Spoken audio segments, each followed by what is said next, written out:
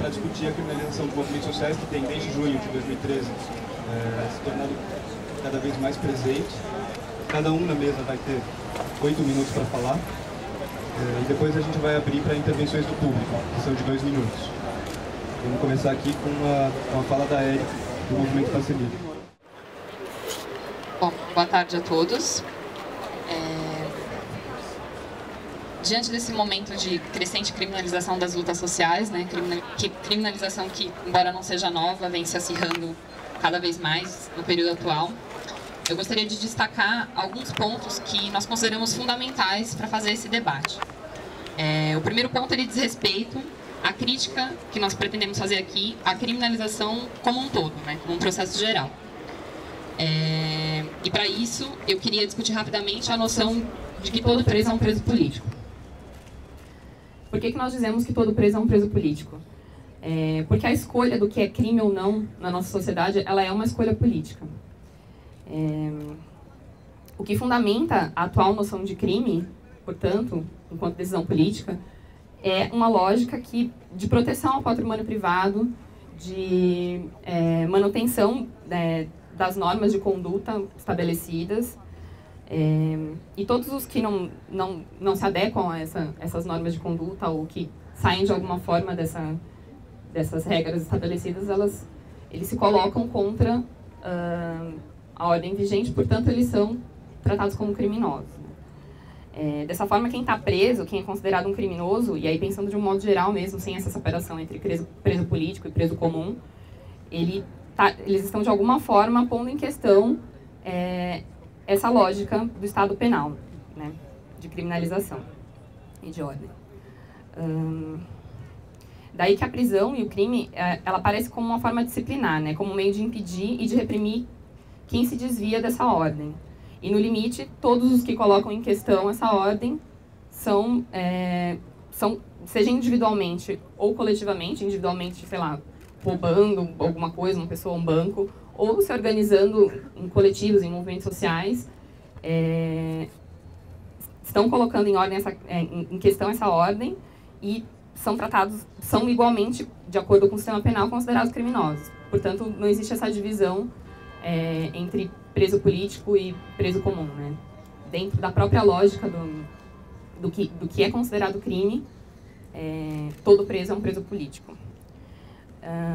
E nesse processo de criminalização, né, geral, que todos os que não estão de acordo com essas regras são considerados criminosos, é sempre o elo mais fraco dessa ordem toda quem sofre mais. Por isso que nós temos esse quadro de encarceramento em massa, né, da população pobre, hoje no Brasil.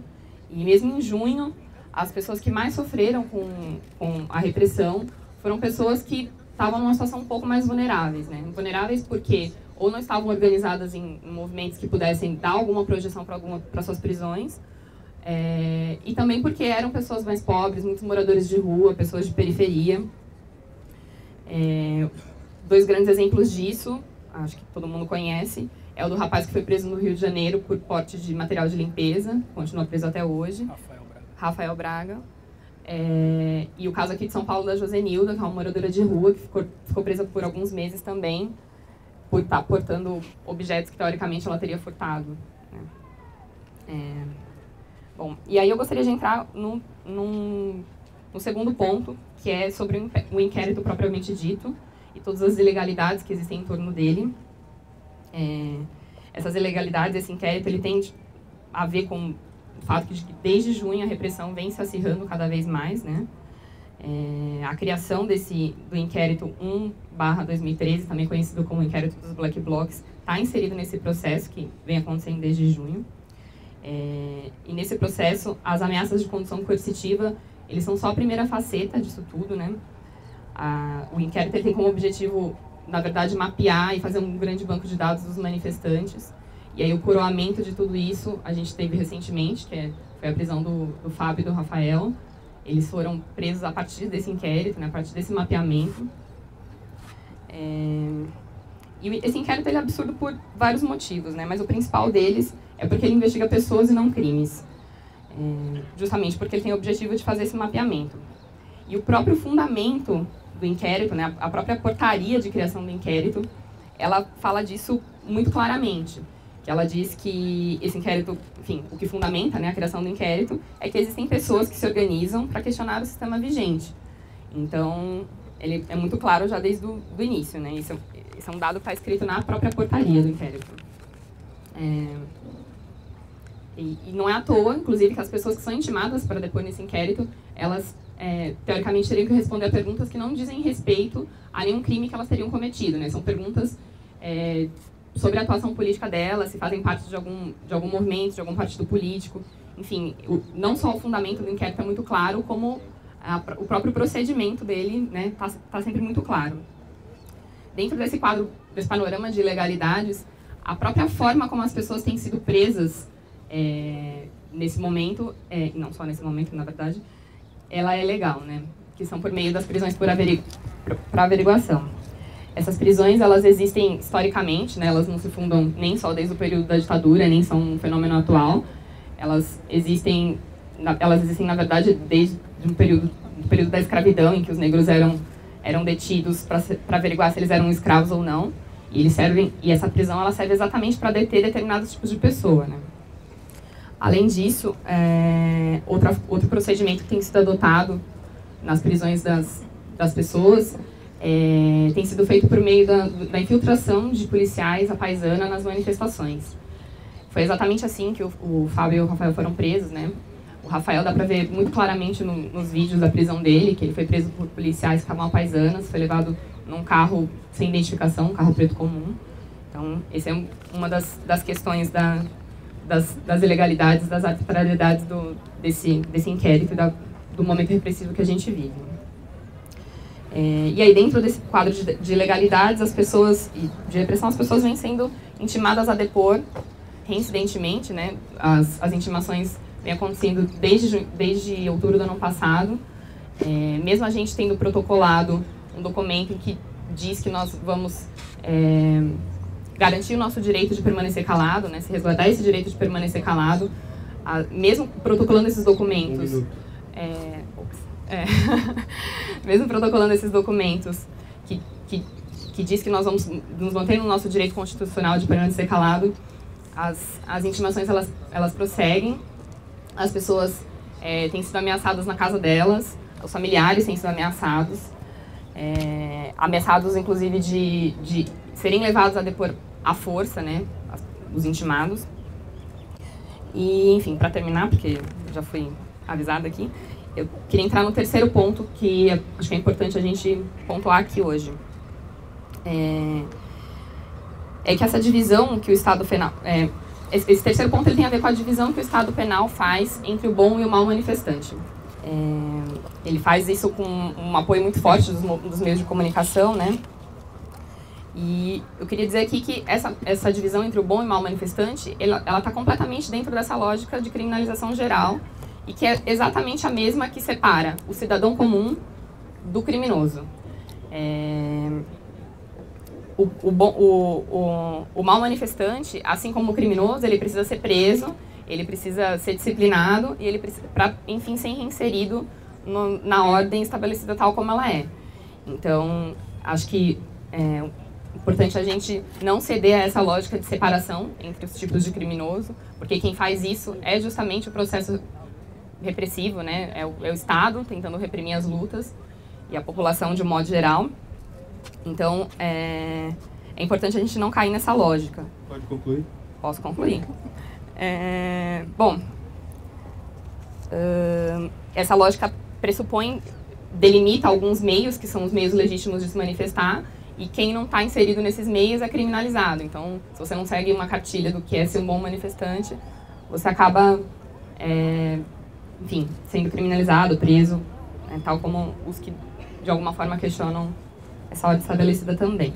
Então, essa separação ela existe dentro de um contexto de criminalização geral e é a mesma que existe cotidianamente na sociedade.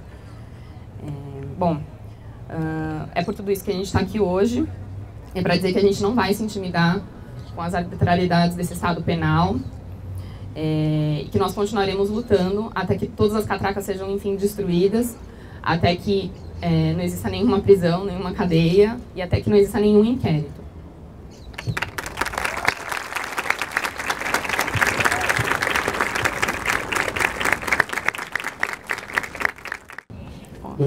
Boa tarde a todos. Meu nome é Danilo, faço parte do movimento Mães de Maio, que é uma rede de mães, familiares, amigos e amigas de vítimas da violência do Estado. Em especial do Estado dito democrático de direito. Então, o movimento das Mães de Maio surgiu com algumas mães da Baixada Santista após os crimes de maio de 2006, que acho que boa parte de vocês sabem o que ocorreu aqui no estado de São Paulo, mas para quem não sabe ou não tem a dimensão, durante 10 dias, pouco mais de uma semana, a polícia do estado de São Paulo e grupos de extermínio ligados a ela, paramilitares, enfim, mataram mais de 500 pessoas aqui no estado de São Paulo, sob a gestão Cláudio Lembo, muito pouco tempo depois do Geraldo Alckmin, e ainda sobre o secretariado do Saulo Abreu de Castro, o mesmo secretário do governo Alckmin, enfim, sob o comando dessa polícia.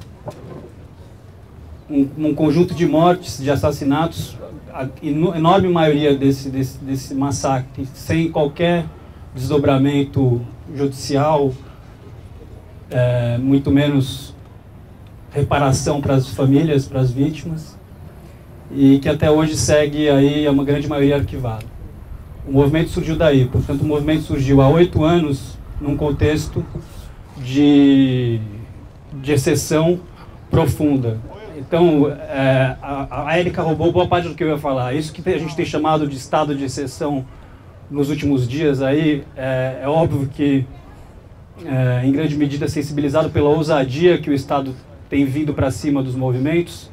Ele não é uma exceção, não pode ser configurado como um estado de exceção, mas ele tem sido a regra, ele é uma regra histórica, como a Érica muito bem pontuou, desde o processo de conquista, do sequestro de africanos para cá, do massacre indígena aqui, mas em especial da configuração do capitalismo, como o capitalismo se formou aqui no Brasil, e como esse sistema penal e prisional capitalista, histórico, como ele se configurou aqui no Brasil.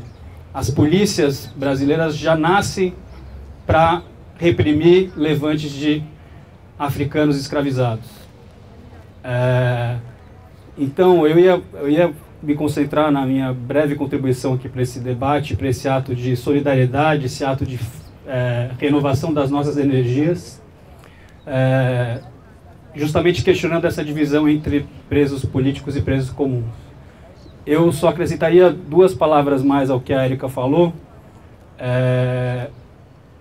Eu acho que essa separação, esse tema da categoria preso político tem surgido desde junho do ano passado, com as vitórias fundamentais que nós conseguimos frente ao Estado, de forma autônoma, de forma horizontal, de forma libertária também, de forma histórica. É óbvio que o Estado reagiria. E uma das armadilhas que a gente está correndo o risco de cair é essa separação entre presos políticos e presos comuns. Uma armadilha que a esquerda, que certos setores da esquerda já caiu nas últimas décadas, no período da ditadura civil-militar, um período que esse sistema penal prisional ele foi aprimorado, mas ele não foi inventado com a ditadura, ele foi aprimorado com a ditadura. E uma das formas que a esquerda, uma das armadilhas que a esquerda caiu ao sair da ditadura foi separar quem seriam os presos políticos, os lutadores políticos, e de uma massa considerada a época de lumpesinato, considerada a época subproletariado, que seriam os presos comuns. Então, essa categoria, preso político, ela tem uma história também recente no país. É uma história que eu acho que a gente não pode repetir. Pelo menos é um posicionamento que o movimento das Mães de Maio, outros movimentos próximos da rede de familiares de vítimas da violência, tem posicionado há muito mais tempo.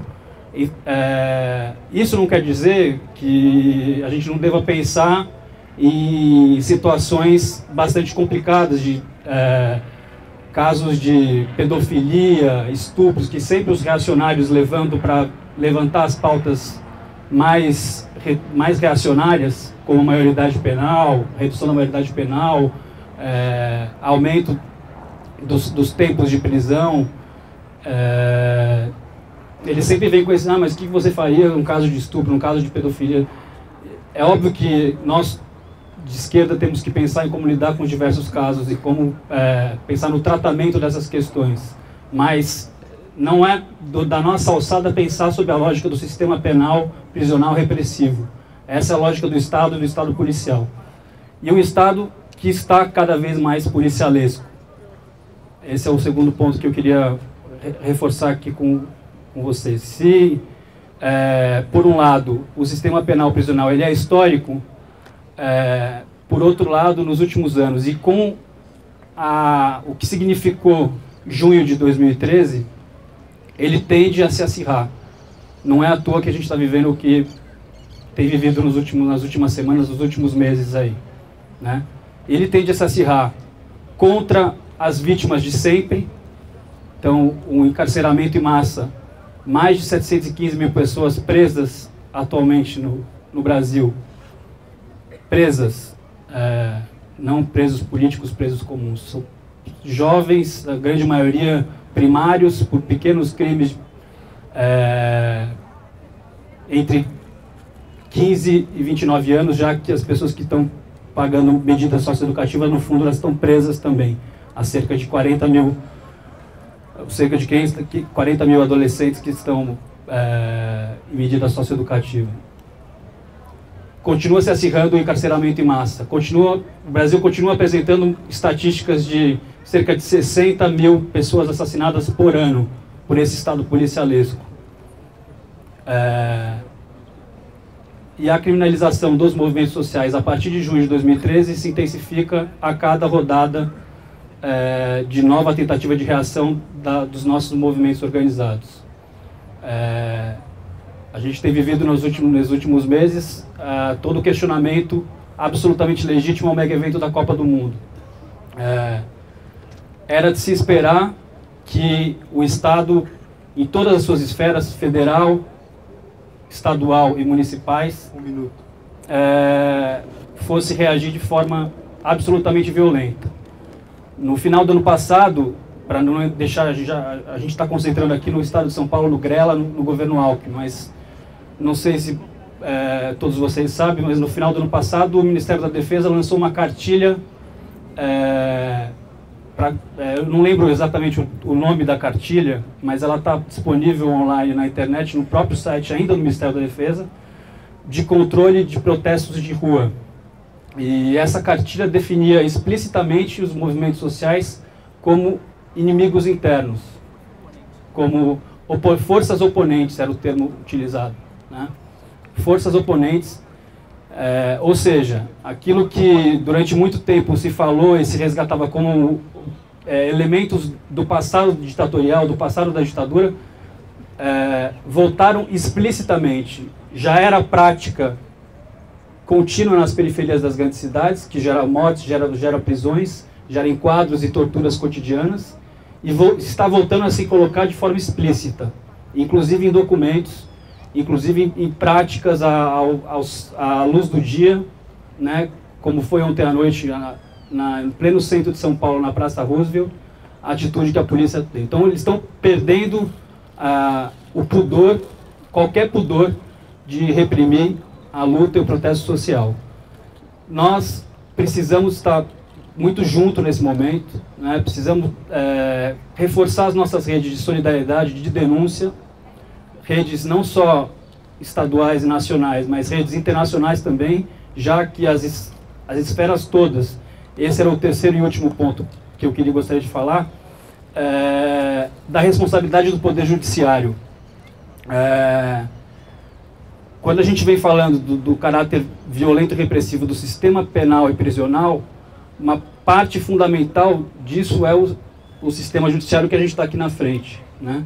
O caso do Rafael Braga, que é um dos presos de junho de 2013 do Rio de Janeiro, é emblemático. A perícia diagnosticou que o que ele portava, que era um pinho-sol, não poderia tinha levíssima possibilidade de ser material explosivo. Foi o Ministério Público e o juiz que determinaram que aquilo poderia ser material explosivo, de alto potencial explosivo e de caráter perigoso.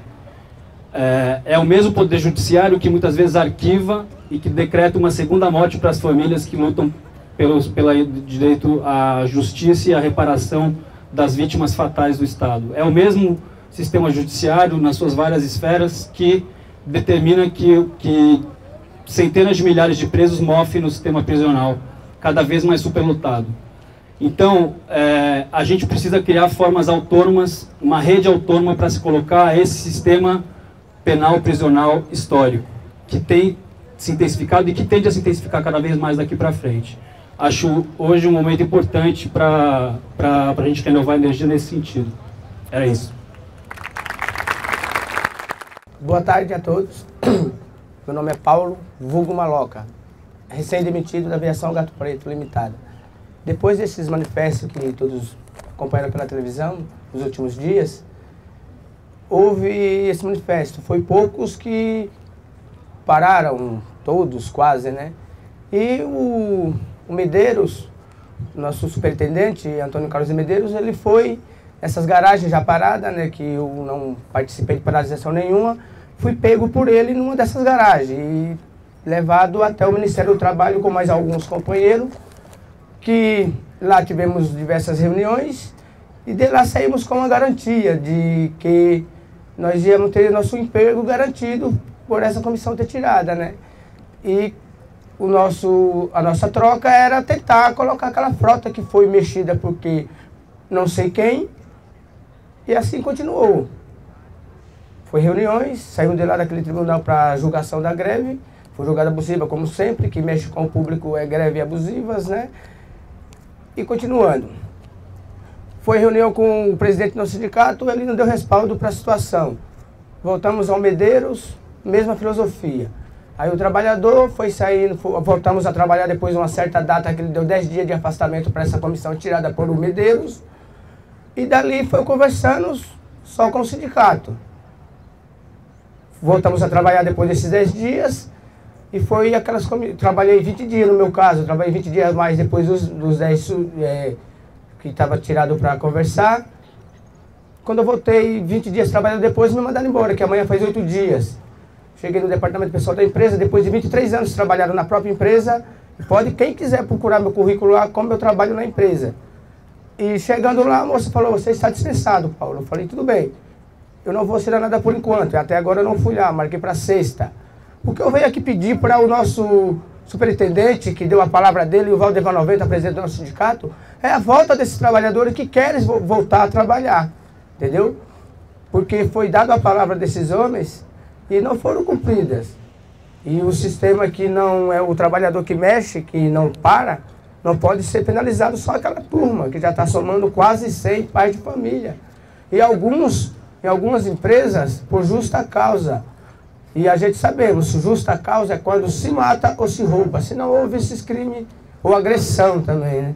A morte já vem com agressão, entendeu? E eu queria só que eles abrissem suas negociações com essa comissão que foi tirada, para a gente estar conversando, para chegar no patamar que volte a trabalhar. Que eu não quero sair porque eu já estou somando os meus 24 anos de trabalho só na mesma empresa, e para mim não é viável sair assim, com 24 anos mesmo, feito alguns acordos, entendeu? Eu queria continuar, porque eu sou trabalhador do transporte, e não achei justo o que fizeram com essa minoria. Se fosse para sair, todos que parou foi todos, entendeu? E desde já agradecendo a presença de todos e principalmente desse movimento Passe Livre que desde o começo, e alguns repórteres também, desde o começo está com a gente, sempre dando apoio, gastando coisas que não, às vezes nem tem, nós temos que estar buscando com um ou com outro, uma condução, um lanche muitas vezes, e tem que estar se virando. E agradecer também a Deus por estar tendo essa oportunidade, entendeu? E pedir que eles abram essa mesa de negociações para essa comissão, para estar tentando rever essas demissões, porque são pais de famílias e precisa do seu emprego. E pode, quem quiser, pesquisar nas empresas, todos os funcionários que foram demitidos, como trabalham. Se tiver algum que não mereça voltar, eles que não voltem nem na empresa mais, que já fomos demitidos. Vou lá só para estar assinando. Eu esperar se esses governantes que mexem com o nosso povo tomar essa atitude de ver se dá um respaldo para a gente, para se reunindo. Entendeu? É o que eu tenho mais que falar e agradecer o Movimento Praça Livre, que é maravilhoso. Boa tarde para todos. Boa tarde. Meu nome é Alessandra, eu moro no Moinho há 20 anos. Eu só tenho um relato para deixar aqui bem claro. Em 2003, a polícia invadiu a favela, era carnaval. Eu tinha um irmão de 15 anos que eles espancaram quase até a morte e deram 16 tiros nele. É só um pequeno relato do que acontece dentro da favela. Isso foi em 2003, por isso que eu digo assim, a repressão não é de hoje, a ditadura não acabou, continua.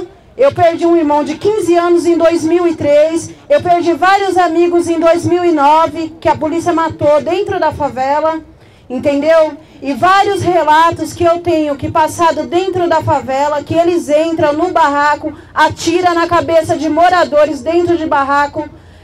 Muitas coisas que acontecem na favela, que os pessoal falam, porque mora na favela. As pessoas moram na favela por causa do governo, não é por causa que elas querem.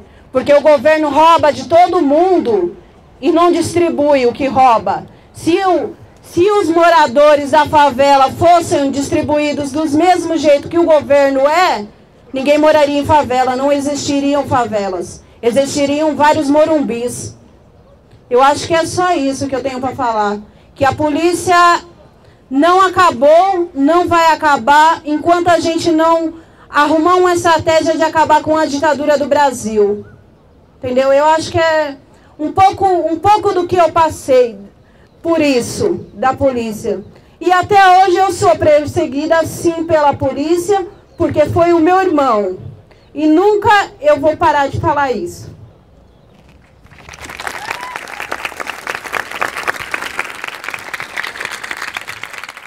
Aníbal, diretor do Sintusp e membro do Comando de Greve na USP. Bom, companheiros e companheiras, primeiro saudar a todos e todas aqui presentes, não só a mesa, mas os que vieram aqui nesse momento, nessa praça, e dizer o seguinte, tenho total acordo com a companheira Alessandra. A ditadura não acabou. Bom, o que vemos hoje, que acontece, que se desdobra, seja dentro da sede dos governos, seja nas secretarias de segurança pública, sejam também nos tribunais, é a mesma lógica. A lógica de incriminar e matar. Isso é o que a gente assiste. Nós vemos aí companheiros e companheiras sendo intimados, ameaçados, torturados e mortos. Sendo que não é bem nessa sequência, porque muito acontece com a última, que seria a morte, a execução. E isso se dá da mesma forma como se dava desde 1964. Isso se dá desde o mesmo modo quando foi formada essa polícia que existe aí.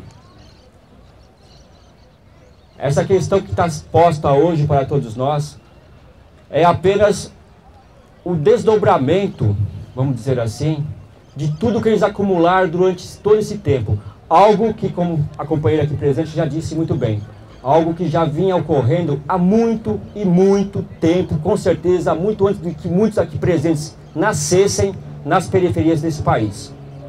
E hoje nós vemos, neste momento, assim como outros momentos também, quando os movimentos sociais organizados saíam às ruas e se manifestavam. Então o que nós sentimos hoje é apenas um desdobramento de toda a capacidade deles de nos exterminar. A questão do Fábio Haidek Irano. Falando nisso, gostaria de destacar aqui que tem vários companheiros que estiveram presentes na Assembleia hoje, realizada lá no campus Butantã, na USP, onde nós estamos em greve já há quase 40 dias. Estão aqui presentes companheiros e companheiras, assim como tiveram também ontem presentes na Praça Roosevelt. Fábio é um ativista, Fábio é um estudante trabalhador na USP. Fábio é membro do comando de greve, é membro do Conselho Diretor de Base do Sintusp. Fábio é um grevista, é um lutador que, o que vocês têm acompanhado aí, está enquadrado hoje em 4 artigos do Código Penal e um da Lei do Desarmamento, que diz respeito ao suposto artefato explosivo que foi imputado, foi forjado e hoje ele está detido. É importante também colocar que, por exemplo, na situação do Fábio, esse processo, não apenas o dele, mas de todos que colocam aí, como já foi dito aqui, os nossos presos políticos, o Fábio, depois de passar pelo DEIC, chegar, ser encaminhado para o CDP de Pinheiros e agora no presídio de Tremembé. A decisão foi totalmente política, pois o escritório de advocacia, que entrou com o pedido de liberdade provisória, negou o pedido, determinou a prisão preventiva e colocou o processo em segredo de justiça. Hoje, lá no presídio, depois do recado que nós recebemos a partir do irmão dele, está sendo, vamos dizer assim, não podemos afirmar que ele está sendo tratado bem, porque ele já está preso. Isso já não é um tratamento que significa algo bom, mas que lá ele se encontra de forma tranquila ainda nesse momento, né, esperando a sua soltura, mas sabendo também que, por avaliação do jurídico que vem assistindo a situação dele, já está bem claro. Primeira coisa, Fábio não será solto antes da Copa. Isso é uma avaliação jurídica. Da mesma forma que o jurídico avalia que novas e outras prisões ocorrerão. Aconteceram ontem já algumas prisões. E que a decisão é realmente política. Então a luta que tem que ser feita nas ruas. Lógico, para impulsionar e ajudar no aspecto jurídico na defesa desses companheiros e companheiras que hoje estão encarcerados. Eu fico até um pouco assim, meio faltando palavras, porque conheço o Fábio, por exemplo, desde 2007. E até mesmo conversando com muitos companheiros nossos e companheiras dentro da universidade, às vezes pairam dúvidas com relação ao companheiro Fábio. E aí é lógico, nós temos que fazer todo esse diálogo, toda essa conversação, para colocar as coisas tais como elas são. Porque todos nós também sabemos que, da mesma forma como eu já disse, o processo se corre em todas as esferas desse Estado, a imprensa também cumpre o seu papel. A imprensa burguesa está aí posta para cumprir o seu papel. Ou seja, legitimar todas as ações desse Estado fascista. E aí eu digo mais, enganam-se aqueles, na minha opinião, e é decisão nossa também dentro do Sindicato dos Trabalhadores da USP, enganam-se aqueles que entendem a força policial como trabalhadores. Enganam-se também aqueles que têm a ilusão que estamos dentro de um Estado democrático de direitos. Enganam-se todos esses. E a única alternativa, que vários já colocaram aqui, que nós entendemos, é que não existe outra maneira, a não ser nós, trabalhando arduamente, convencendo não só apenas nós mesmos, mas outros que estão para fora de todo e qualquer tipo de movimentação social, que é necessário nós estarmos de fato ombro a ombro, enfrentando e buscando uma saída para todos nós, mas sabendo que isso significa enfrentar o nosso inimigo e enfrentá-los da mesma forma como eles nos prendem, nos matam, nos torturam. Obrigado. Bom, gente, depois de tudo que foi falado aqui, eu acho que a única coisa que o comitê pode agregar para a discussão é as coisas que foram feitas especificamente nas práticas repressivas voltadas para a Copa do Mundo. Assim, todo mundo aqui sabe que Não existe um Estado mais ou menos fascista. O problema é a existência do Estado. Não existe uma polícia mais ou menos amiga. O problema é a existência da polícia. Eu acho que isso é legal ficar claro aqui para todo mundo e que sim, todo preso é um preso político, porque é uma política de Estado encarcerar preto, pobre, gente da periferia e as pessoas que ousam construir alguma coisa nova. Eu acho que isso é legal, que todas as pessoas aqui falaram, e é legal que isso fique claro mesmo. Desde que foi escolhido assim, o Brasil para ser sede da Copa do Mundo, a gente vem vendo que as coisas vão piorando nesse sentido. Então, assim, a gente vê, por exemplo, não só a criminalização dos movimentos sociais, mas as pessoas em situação vulnerável. Por exemplo, se você andar aqui no centro, você vai ver o tanto de polícia que tem, não só para esse debate que está rolando aqui, mas cotidianamente. A população de rua ela é espancada, ela não pode ficar nos espaços públicos, ela tem seus bens apreendidos. Muitos deles são mandados para albergues insalubres obrigatoriamente, então isso é legal que a gente coloque também, que a militarização da cidade não afeta só as pessoas da classe média que estão em manifestação, afeta também as pessoas que moram nas ruas e também nas favelas. E uma coisa que a gente tem visto muito é que, por exemplo, e aí voltada para a questão dos movimentos sociais, as manifestações, em alguns momentos a polícia está impedindo inclusive as manifestações saírem. Se antes o argumento era separar quem era manifestante de quem era baderneiro ou vândalo, hoje em dia o discurso foi tão levado para o extremo que a manifestação não pode nem sair. A polícia, eu vi uma declaração de um soldado da polícia na Avenida Paulista, na manifestação que foi em apoio aos presos, do Fábio e o outro rapaz, o Rafael, e que ele falava que se não tivesse líder não teria manifestação e que como não tem líder ele não pode deixar a manifestação sair para evitar que possíveis confrontos aconteçam. Ou seja, eles estão querendo prever o futuro de uma maneira assim absurda. E o que a gente tem visto bastante é que, por exemplo, em relação à Copa do Mundo, o Estado ele investiu 2 bilhões de reais em aparatos que eles chamam de segurança e que vai desde bala de borracha que cega, gás que asfixia, bomba que explode e corta as pessoas.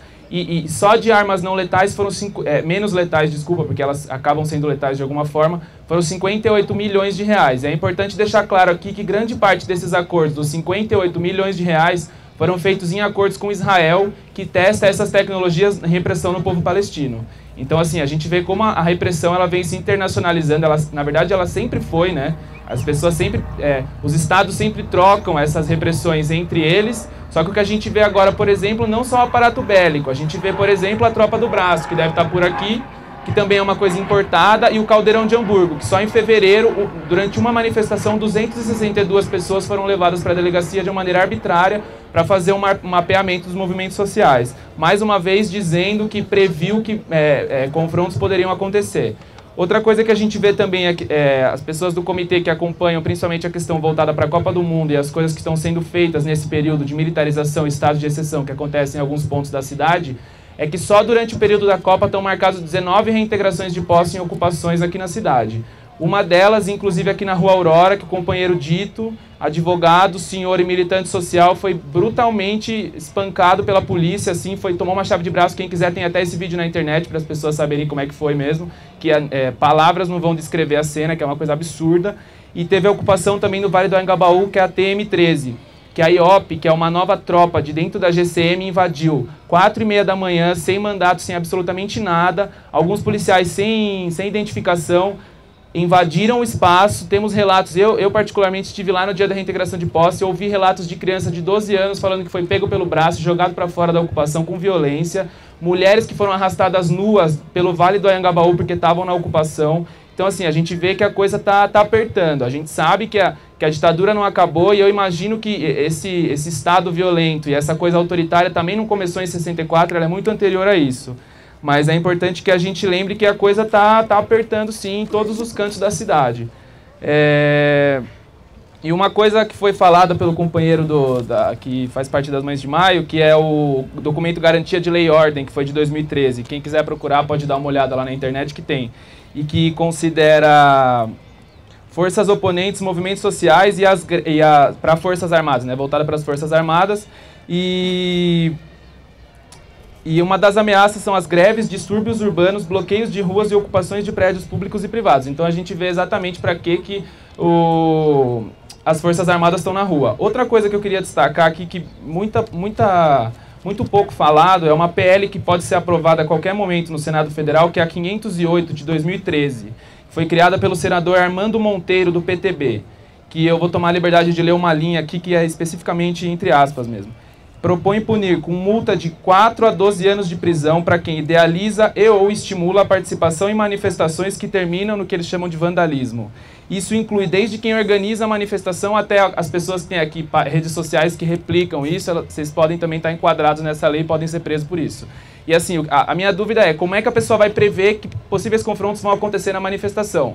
A gente teve um exemplo no dia 15 de maio, que o Comitê Popular da Copa organizou uma manifestação que saiu da Praça do Ciclista com o objetivo de ir até o Pacaembu. A gente teve uma concentração que durou 2 horas ali em frente à Praça do Ciclista, com projeções, teatro, rolou um futebol também de rua ali, e a hora que a manifestação decidiu andar, a gente andou 2 quadras, a polícia cirurgicamente cortou o ato no meio, jogando bomba em quem corria para trás pelas costas e espancando todo mundo que quer encontrado daqui para frente.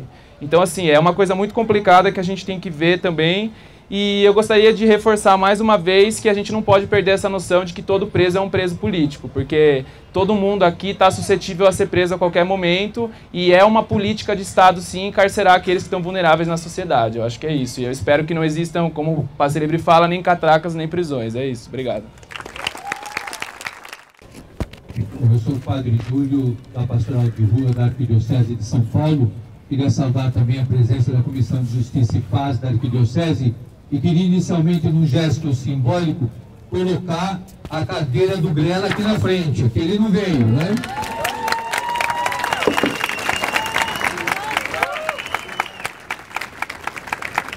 Quando eu era criança, a gente dizia, fugiu de medo, cagou no dedo. Hoje, já faz muito tempo que eu fui criança, não fala mais isso. Mas eu queria lembrar de que, especialmente os jovens e todos os cidadãos e cidadãs que estão aqui nesse momento, que eu só vi essa praça cercada e sitiada pela polícia militar, covardemente, como agora no enterro do Santo Dias da Silva. Aí eu vi a praça assim também. Vi a praça assim também no culto interreligioso por Vladimir Herzog.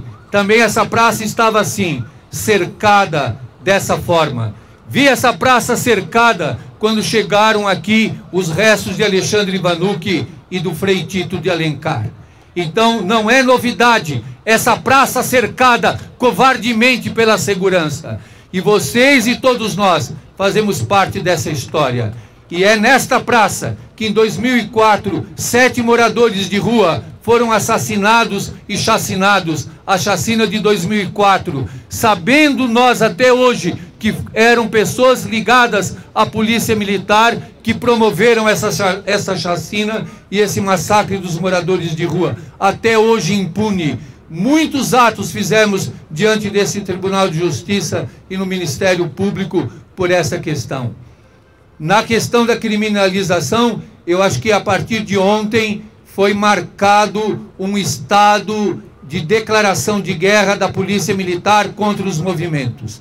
E deixou claro, e com a presença hoje, com essa praça cercada desse jeito, que não haverá condescendência e nem respeito à legalidade, que todos nós corremos o risco de sermos presos e torturados e de acharem nos nossos bolsos ou nos nossos pertences bombas, droga e tudo mais. Eu vivi a operação lá na Cracolândia e eu cheguei a dizer isso ao governador e ao secretário da Segurança Pública, que a gente corre o risco de ser preso e morto e ainda dizer que a gente era traficante e usuário e ainda tinha armas e tinha bombas. Então, a criminalização é feita de uma maneira forjada, vergonhosa e covarde. E eu queria dizer a última coisa para vocês, especialmente para os jovens. Não desistam, não desanimem. E que a gente volte a dizer aquilo, mas que seja verdade. Não tem arrego, não tem arrego. A gente tem que se manter firme. Os que são mais velhos, o senhor José está aqui, eu que sou também da turma dos mais velhos, quero dizer para vocês, vocês são a esperança de um mundo mais solidário, fraterno, humano, verdadeiro e justo. Não desistam, não tenham medo, a força da verdade, a justiça, a partilha, a solidariedade, a contestação, a desobediência e a resistência hão de vencer.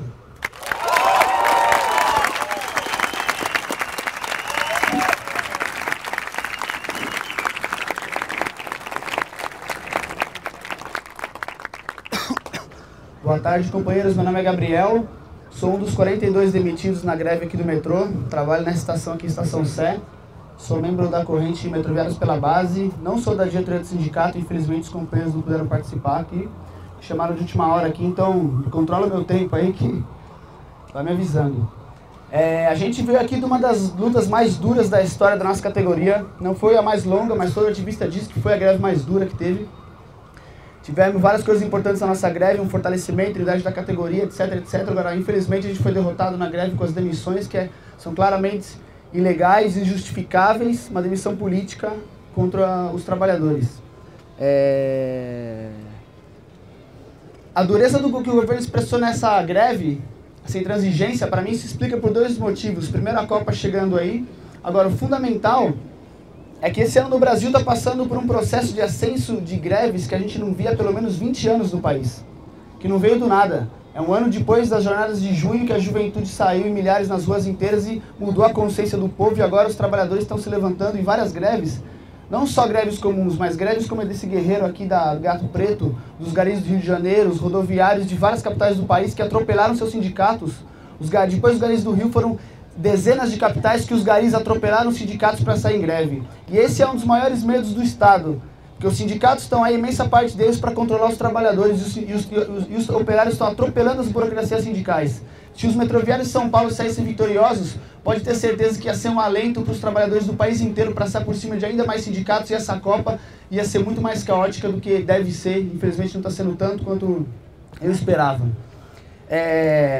O que acontece no Brasil hoje não pode ser desassociado do que acontece no mundo. Desde 2007 estoura a crise capitalista, e o que a gente começa a ver são coisas que, quando eu era mais jovem, eu nunca ouvi falar em revolução, greve geral, coisas que a minha geração de 16 anos não conhecia. A revolução era coisa do passado, eles diziam.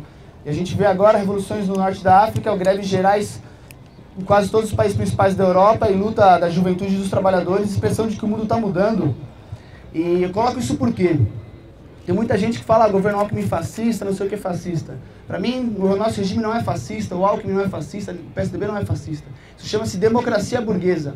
A democracia burguesa pressupõe repressão, que é a democracia de um Estado, de uma classe minoritária, que para se manter tem que sim reprimir as contradições da imensa maioria. E se hoje a gente vê mais repressão para os movimentos organizados, é uma honra estar aqui, porque na favela a repressão sempre existiu, os pretos são assassinados todo dia na favela. No campo, os camponeses são assassinados todo dia, isso nunca acabou. E esse Estado democrático nosso é o que está mandando as tropas no Haiti assassinar, exterminar, estuprar os negros para garantir a situação de miséria daquele país. Agora, está ruim a situação, mas podemos ter certeza que, companheiros, a situação tende a piorar. A situação econômica no Brasil, na América Latina, os ritmos da crise chegaram um pouco mais devagares, mas estão chegando, a gente vê os índices econômicos aqui.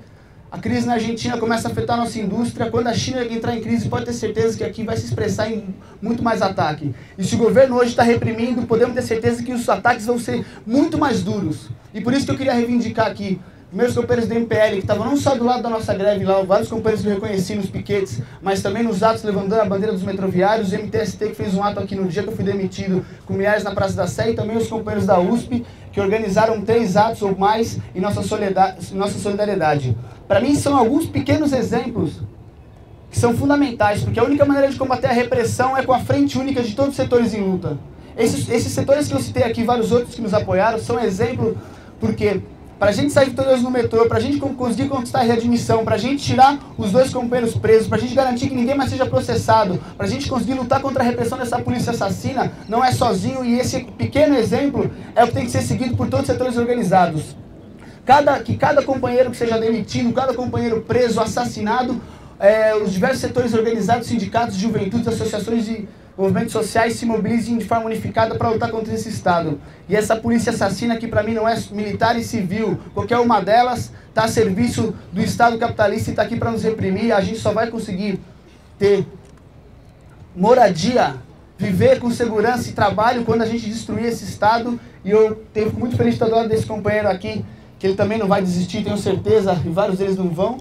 Porque o mundo está mudando, a gente está para entrar num cenário mundial de uma das crises mais profundas que, sem dúvida, vão se abrir processos de luta revolucionária da juventude e dos trabalhadores, que a nossa geração não viu, e a nossa obrigação de toda essa juventude e dos companheiros antigos que seguem na luta, pensar o que a gente tem que fazer para garantir que no futuro a gente saia vitorioso e consiga destruir essa sociedade que só tem a garantir para a imensa maioria a miséria, a opressão e a exploração. Obrigado. Companheiros e companheira, boa tarde. Desculpa o atraso aí, os companheiros e companheiras do Passe Livre, que eu estava em outro compromisso e vim correndo para cá. Como é bonito chegar aqui na praça e encontrar esse povo aqui na praça. E como é feio chegar aqui na praça e encontrar um batalhão horrível daquele que eu pensei até, na hora que eu passei ali, que o Alckmin e a tropa dele estaria aqui sendo levado preso. Mas, felizmente, é para fazer segurança para nós e nós não precisamos desse tipo de segurança. E eu acredito, sim, na própria segurança do ser humano e não dessa segurança assassina filhote de urubu. Companheiros e companheira, companheiros e companheira, como disse aqui o padre Júlio Lancelotti, um projeto novo há de ser feito. E esse projeto novo vai ser feito com a participação dessa juventude que está aqui nessa praça. E o MPL, mais uma vez, dá uma lição para aqueles que ficam engessados, para aqueles que têm medo de ganhar as ruas e falar a verdade. Nós não devemos se curvar desse direito nosso. Queira quem queira proibir o direito do povo ganhar a rua. O direito de ganhar a rua é livre. E nós temos esse direito em nossa mão. Muitas vezes não fazemos porque temos medo dessa polícia matadora que existe no estado de São Paulo. Então, companheiros, há de haver uma reformulação nesse projeto que está aí, que é o projeto do neoliberal, que é um projeto que tem que ser esmagado e queimado, porque não serve para nós. É um projeto antipovo e temos que construir um projeto popular. E o projeto popular só vai ser construído com o povo na rua. Ou debaixo de chuva, ou debaixo de sol. O povo tem que ganhar as ruas e fazer a hora acontecer e não esperar que ela aconteça. Companheiros e companheira, é triste se ver numa cidade como São Paulo e vendo advogado sendo agredido por essa polícia. Companheiros, proibido de exercer o seu direito de manifestação, porque eles não vão com a cara de pobre nem com a cara de preto. Mas saiba ele que quem paga metade do salário deles é esse pobre e o preto. Não é a burguesia que paga para eles andar de carro blindados, balas e o Garaia 4 para matar nossos companheiros e companheiras. Então, companheiro, como dizia, quem não sente essa repressão é como dizia a Rosa Luxemburgo, aquele que não se mexe não sente a corrente que te prende. Então, por isso, companheiro, não devemos se acovardar, não devemos ter medo. Medos quem tem que ter é eles, porque eles é pago com nossos salários e muitos deles é votado, é eleito com nosso voto. Então não vamos ter medo de ganhar as ruas. Vamos ganhar as ruas sim e marchar na nossa trincheira de luta, porque foi essa trincheira de luta que muitas vezes tem coisas boas no nosso país, nós usando, porque os militantes ganharam as ruas e foram para a rua. Se ficasse dentro de casa, companheiros e companheiras, a metade do que é bom que nós usa, nós não teria. Então temos que ter coragem de fazer também, para nós deixar para os nossos brasileirinhos e brasileirinhas que vão vir aí. Não vamos ter medo de lutar pela moradia, não vamos ter medo de lutar pelo passe livre, ônibus sem catraca. Não vamos ter medo de lutar para que os companheiros do metroviário sejam admitidos de novo. E assim excessivamente. não vamos se curvar diante dessas covardias que faz contra nós. Nós, unidos, venceremos. O povo unido, o povo unido. O povo unido. Tem um grito que nós grita assim que diz: quem não luta, tá morto. Quem não luta, tá morto. Quem não luta, tá morto. Quem não luta, tá morto. Ônibus sem catraca. Obrigado.